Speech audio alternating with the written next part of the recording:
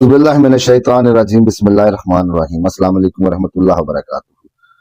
दुश्मन की तबाही और बर्बादी के लिए, जी हाँ, शरण जगह पर जहाँ जायज हो, जिस दुश्मन ने आपका जीना हराम कर दिया हो या जिसकी वजह से आपकी इज्जत व आबरू खतरे में हो, उसको तबाह व बर्बाद करने के लिए, उसको जलील ख्वार करने के लिए, उसको अपने सामने जेर करने के लिए आपको इस अमल की इजाजत है।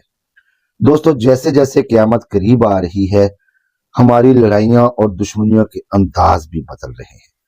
कभी नंबरदारी, चौधराहट और वोट की बुनियाद पर दुश्मनियां होती थी, कभी इस्तों के मामले पर दुश्मनियां नहीं होती थी।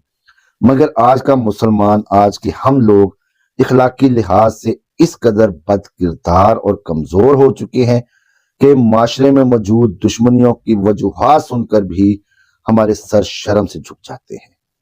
कई बार तजर्बे में आया है, कई बार इस तरह हुआ है कि रूहानी इलाज के सिलसिले में हम लोगों को मैसेजेस आते हैं, कॉलें आती हैं लोगों की कि जी मैं फलां लड़की से प्यार करता था, उसने फलां जगह पे शादी कर ली, या मैं फलां लड़के से प्यार करता था, उसने फलां जगह पे शादी कर ली, आप हमें कोई वजीफा दें या हमारा इस तरह कोई काम करें कि ये वो उस लड़की को तलाक दे दे या ये लड़की खुद तलाक ले ले। अगर नहीं लेता तो मैं ये कर दूंगा, मैं वो कर दूंगा, मैं दुनिया इधर की कर दूंगा, मैं दुनिया उधर की कर दूंगी। इस तरह के मामला जो है ना वो बन चुके हैं। दोस्तों, याद रखें, एक ऐसी सोच और अमल जो बराह रास्त खुदाए बुजुर्गों बरतर से टक्कर लेने के मुतरादिफ है। अगर किसी की शादी किसी जगह पर हो गई है तो वो अल्लाह की रजा और मंशा से हुई है। हमारा या आपका उसमें कोई कमाल नहीं है। हम या आप जो मर्जी कर लें, अपना पिछवाड़ा भी अगर हम रगड़ लें ना जमीन पर, तो हम उस शादी को खत्म नहीं कर सकते जो अल्लाह रब्बुल इज्जत की रहमत से, उसके करम से, उसकी रजा से हुई है। आप प्यार करते हैं, अगर आपकी शादी नहीं हुई तो ये इसको अल्लाह की रजा समझें कि अल्लाह ताला ने आपके लिए कोई बेहतरी रखी थी, बजाय कि आप उसको दुश्मनी बना लें। उस बेचारी लड़की जिसको ये भी पता नहीं है कि आप उससे मोहब्बत करते थे, उसकी शादी हो गई, अब अपने घर में हंसी खुशी है कि जी वो उसको तलाक हो जाए। इस गुनाह कबीरा में आप लोग हमको भी शामिल करते हैं। अफसोस, सद अफसोस है हम लोगों पर, हम जैसे आमलीन पर, जो चंद रुपयों की खातर जो है वो इस तरह के घनौने और गंदे कामों में मुलविस हो जाते हैं। दोस्तों, ऐसी सोच, ऐसी अमल जो हम करते हैं, ये खुदाए बुजुर्गों बरतर से टक्कर लेने के मुतरादिफ है। घर के माहौल की बेबरकती, टीवी ड्रामे और फिल्मों में देखे जाने वाले मनाजिर जिस तरह होता है, ये सब हमारी औलादों की जड़ें जो हैं वो खोखली कर रहे हैं। इस सूरत हाल में यकीनन अपने जानो माल की हिफाजत की जरूरत होती है। दुश्मनी सगे भाइयों से भी हो जाती है, खानदानी दुश्मनी, मजहबी दुश्मनी, सियासी दुश्मनी या फिर रूहानी दुश्मनी। ये आजकल दुश्मनियों की इकसामें इसमें बन चुकी हैं। पहले दुश्मनी होती थी बिरादरी ते, वोटां ते। यकीन करें, और आपको भी पता है कि जी या नंबरदारी पे या चौधराहट पे, और मेरी चौधराहट मेरी नंबरदारी है। आजकल की दुश्मनियां जो हैं वो खानदानी दुश्मनियां, मजहबी दुश्मनियां, सियासी दुश्मनियां, उसके बाद रूहानी दुश्मनियां। बहरहाल अल्लाह ताला से खैर तलब करें, जो आपका बुरा चाहे उसकी भलाई की दुआ करें कि या अल्लाह पाक इस दुश्मन के शर से मुझको महफूज फरमा और उसको राह हदायत नसीब फरमा कि वो राह हदायत पर आए। आज दुनिया में किसी के गुनाह माफ कर देंगे तो रोजे क़यामत अल्लाह हमारे मामलात आसानी फरमा देगा। दुश्मन से नजात के वज़ाइफ की अक्सर नौबत आती रहती है। जब जान, माल, औलाद, इज्जत, आबरू महफूज ना रहे तो फिर मुंह बंद करना भी अगले बंदे का जरूरी है। उन्दियां फिर नासा जब वड़ के ते कन्ना थानी निकल जाओ, अल्लाह दे हुक्म ना। यकीन करें, दुश्मन जब हद से तजावुज कर जाए ना, तो अल्लाह ताला खुद कहता है कि जालिम का हाथ रोको। जिस तरह भी रोक सकते हो, जालिम का हाथ रोकना चाहिए। तो बात यह है تو دشمن سے نجات کا وظیفہ آج کل ہر شخص کسی نہ کسی مقدمے میں پھنسا نظر آتا ہے، جبکہ کئی بے گناہ افراد جو ہے نا وہ جیلوں میں دھکے کھا رہے ہیں، لوگ مقدموں کی بھیڑ چڑھ کر جیلوں میں ہیں، محبت کے نام پر خواتین اور ان کی فیملی والوں کو ہراساں کیا جاتا ہے، ان کی کوئی باتیں ریکارڈ کر لی جاتی ہیں، کوئی تصویریں رکھ لی جاتی ہیں اور بلیک میل کر کے یہ دشمنیاں پالی جاتی ہیں لوگوں کو۔ دوستو، یہ عمل جو ہے وہ دشمن کو تباہ و برباد کرنے کے لیے ایک سیف قاتل کی حیثیت رکھتی ہے۔ جی ہاں، دشمن کو قتل کرنے والی تلوار۔ تو بلا وجہ کسی کو تکلیف نہ دیں، سب سے پہلے تو میں یہ بات کہوں گا، دشمن خواہ کتنا ظالم ہے، سرکش ہے، فتنہ پرور ہے، کمینہ ہے، دشمن کی جو بھی اس میں اندر گندی خصلتیں ہیں، سب سے پہلے کوشش کریں کہ فہم و تفہیم سے معاملات حل ہو جائیں، وہ شخص راہ راست پر آ جائے، اللہ تعالیٰ سے اس کے لیے ہدایت مانگے اور اپنے لیے اس کے شر سے نجات مانگے۔ جب پھر بھی وہ شخص باز نہیں آتا تو اللہ تعالیٰ منتقم حقیقی ہے، حقیقت میں وہ بدلہ لینے والا ہے۔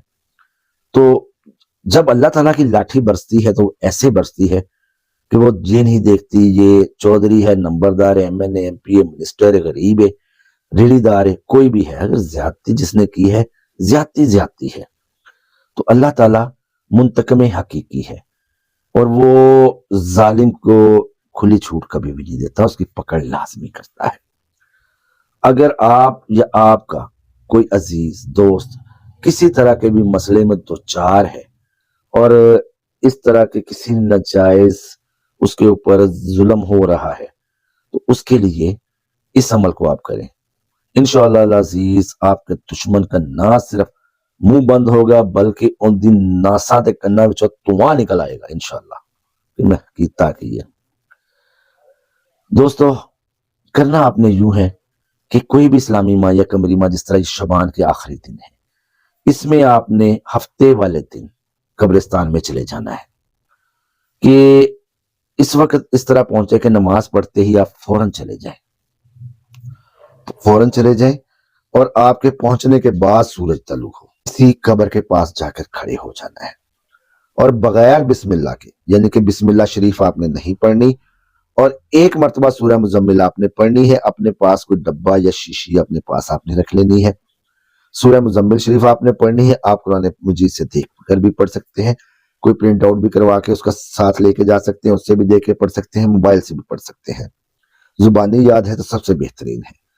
آپ نے بغیر بسم اللہ کے سورہ مزمل شریف پڑھنی ہے اور اس قبر سے ایک چٹکی تھوڑی سی مٹی آپ نے اٹھا کے اس بوتل کے اندر ڈال لینی ہے، پھر آپ نے فوراً اگلی قبر پہ چلے جانا ہے، ٹھیک ہے؟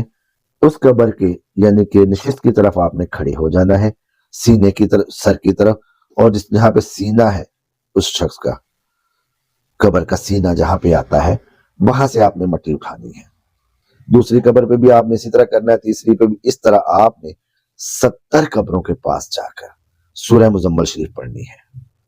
تھوڑا سا وقت آپ کا لگ جائے گا، گھنٹہ ڈیڑھ آپ کا اس عمل میں لگ جائے گا، لیکن ایک موذی سے، ایک جانور سے، ایک ظالم انسان سے نجات کے لیے یہ گھنٹہ زیادہ نہیں ہے۔ تو دوستو اسی طرح آپ نے 70 مرتبہ سورہ مزمل پڑھنی ہے اور 70 مرتبہ قبر کے سینے سے آپ نے مٹی اٹھا کے اس شیشی میں یا بوتل میں ایک ایک چٹکی آپ نے ڈالتے جانا ہے، اور غروب آفتاب سے پہلے آپ نے، یعنی کہ جب مغرب کی اذان سے 10 سے 15 منٹ پہلے آپ نے یہ مٹی دشمن کے کسی بھی طرح اس کے گھر میں ڈال دیں یا اس کے راستے میں ڈال دیں، دروازے کے پاس ڈال دیں جہاں سے وہ گزرتا ہے، اندر جاتا ہے، یہ مٹی آپ نے ڈال دی۔ اب آپ نے کیا کرنا ہے، آپ نے فوراً گھر آ جانا ہے، اپنے گھر آ کے اپنے وہ کپڑے اتار کے اپنے سائڈ پہ رکھ دینے، آپ نے نہانا ہے، نہانے کے بعد آپ نے تازہ وضو کرنا ہے اور اس چیز کا خیال کرنا ہے کہ یہ مٹی جو آپ نے اٹھائی تھی اس کو اپنے گھر میں ہرگز آپ نے نہیں لے کے آنا، ورنہ آپ کے گھر میں جو ہے نا وہ شر مچ جائے گا، بے شک وہ شیشی کے اندر رہے، اور اگر خدا نہ خواستہ اگر وہ آپ گھر میں لے آتے ہیں وہ مٹی گر جاتی ہے تو آپ کے ساتھ بھی معاملات خراب ہو سکتے ہیں خود کے۔ اگر کسی وجہ سے آپ غروب آفتاب سے پہلے پہلے یہ مٹی دشمن کے گھر اس جگہ پہ نہیں ڈال سکے اس کے راستے میں، تو آپ نے گھر سے باہر اس مٹی کو کسی بھی جگہ پر محفوظ کر کے رکھ دینا ہے۔ اس کا ڈھکن بند کریں بوتل کا اچھی طرح، اور ایسی جگہ پہ محفوظ کر دیں کہ جہاں سے آپ نکال نہ سکیں۔ اور پھر آپ نے منگل والے دن کا انتظار کرنا ہے، ہفتے کو آپ نے یہ عمل کرنا ہے۔ اگر آپ غروب آفتاب تک عمل کو پورا نہیں کر سکے تو آپ نے وہ مٹی جتنی بھی آپ کے پاس تیار جو مٹی پڑی ہے آپ نے گھر کے باہر رکھنی ہے، محفوظ کر دینا، چھپا کے رکھ دینا ہے، اور پھر آپ نے منگل کو یہ کام کرنا ہے۔ دوستو انشاءاللہ العزیز دشمن تباہ برباد ہو جائے گا۔ ایک چیز ذہن میں رکھیے گا، زندگی اور موت اللہ تعالیٰ کے ہاتھوں میں ہے۔ عمل پڑھتے وقت عمل کو آپ نے جب سورہ مزمل شریف پڑھنی ہے اور قبروں سے مٹی اکٹھی کرنی ہے تو کبھی بھی اس چیز کو آپ اپنے ذہن میں نہ لائیں، اور عمل کی جب آپ نیت کریں اس کو کرنے کے لیے تو اس چیز کی ذہن نہ لائیں کہ جی فلاں شخص جو ہے نا وہ ہلاک ہو جائے۔ زندگی اور موت اللہ تعالیٰ کے ہاتھ میں ہے۔ ہاں، اس کے شر سے، اس کے حملوں سے بچنے کی نیت کریں کہ اللہ تعالیٰ اس کو ہدایت نصیب فرمائے اور مجھے اس کے شر سے محفوظ فرمائے، اس مٹی کی وجہ سے اس کا اتنا نقصان ہو جائے کہ اس کو اپنی پڑ جائے، اور اس کا دھیان، اس کی سوچ جو میری طرف آتی ہے اس سے یہ شخص دور ہو جائے، ہٹ جائے۔ دوستو ہم خود بھی کوئی اللہ معاف کرے اتنے نیک نہیں ہیں۔ ہر انسان کا ایک کردار ہے۔ اللہ تعالیٰ سے اپنے گناہوں کی بھی معافی مانگے اور اگلے کے لیے بھی خیر طلب کریں کہ اللہ تعالیٰ اس کو ہدایت نصیب فرمائے اور مجھے اس کے شر سے محفوظ فرمائے۔ لیکن جہاں پہ واقعی شرعی طور پر جائز ہو کہ آپ کو ضرورت ہے اس عمل کی، آپ کو اس جگہ اس عمل کو کرنے کی اجازت ہے، ادروائز اس عمل کو آپ نہیں کریں گے۔ عمل پسند آیا تو لائک کریں، چینل کو سبسکرائب کریں، ویڈیو کو شیئر کریں۔ اللہ تعالیٰ میرا اور آپ کا حامی و ناصر ہو۔ ملتے ہیں نئے عمل میں۔ اللہ حافظ۔